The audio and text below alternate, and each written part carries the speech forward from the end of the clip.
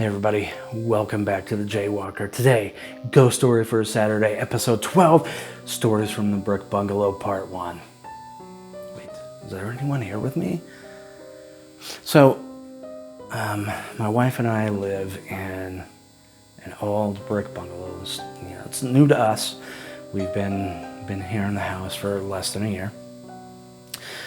The house is old though. It was built back in 1930, so it's 90 years old.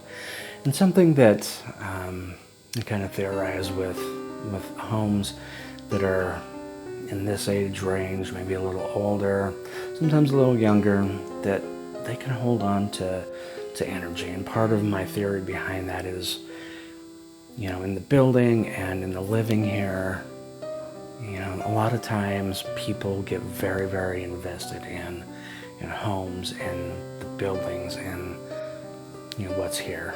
And it isn't necessarily that somebody died, somebody passed here. A lot of times it's just the fact that the living holds on, the amount of really living that they do here holds on to that energy here. The house itself is great. We love it. The downstairs here, it's where I'm filming from today, it's unfinished. I've got this great fireplace here behind me, and it's kind of creepy. That's part of the reason why I use that as the backdrop, but I love it, and it's great. But we've had really, for as old of a house as this is, and sometimes with as much energy as a place like this can hold on to, we really haven't had a whole lot of experiences that we chalk up to the paranormal happen as yet since moving into the house. That being said, we have had a few experiences. We're going to cover two of those today.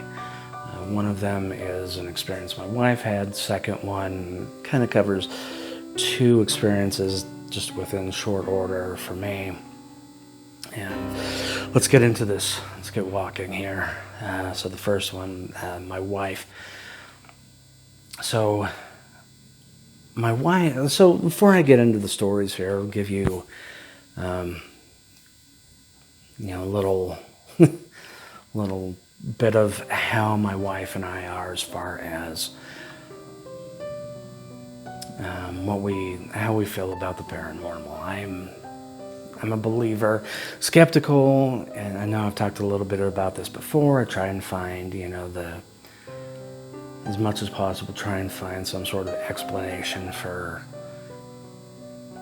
any experiences before I just chalk it up straight to being paranormal. My wife, on the other hand, is a lot less of a believer than I am, or at least she doesn't like to really try and confirm anything, or want to say that she believes it's paranormal without very more clear-cut, straight up, I don't want to say evidence, but without it being more straight and clear-cut. So, first story today, we'll go with my wife.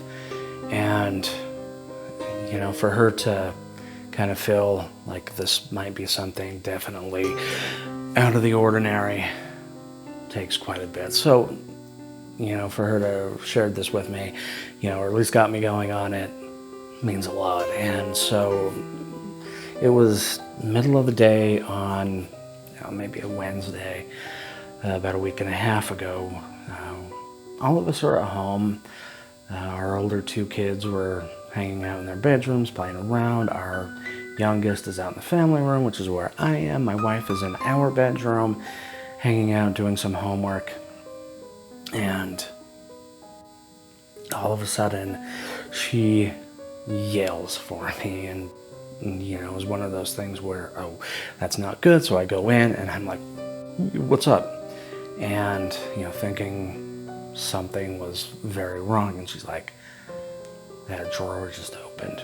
And I look down at her dresser, and the bottom drawer on her dresser's open, on a corner of it, a couple of inches, which my wife is one of those people, drawers are shut, cupboards are shut, everything's shut, including, her drawers.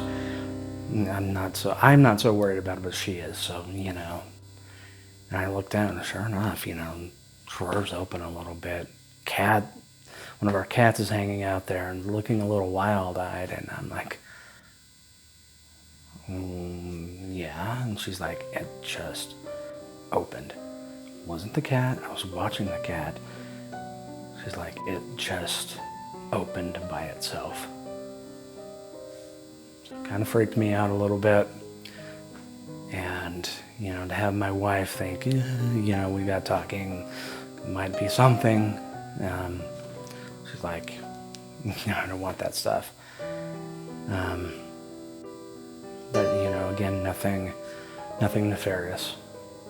A couple nights ago, we'll get into my story now. A couple nights ago, my wife had gone to work. As I've mentioned before, also, we're both nurses, and occasionally we have to work graveyard shift. And so my wife had gone to work.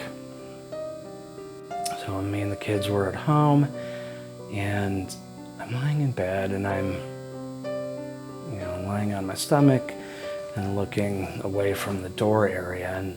And so the door area is on my wife's side of the bed. There's a few foot space between the bed and the dresser and her vanity.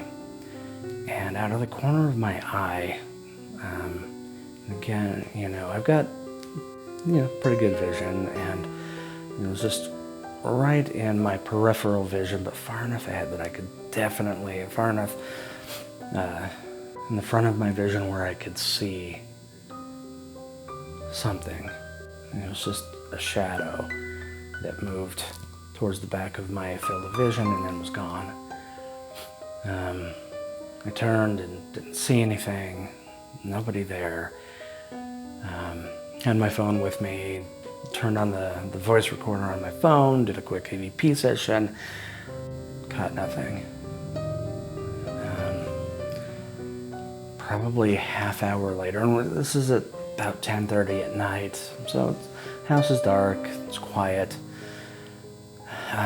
Probably about 15 minutes later, I've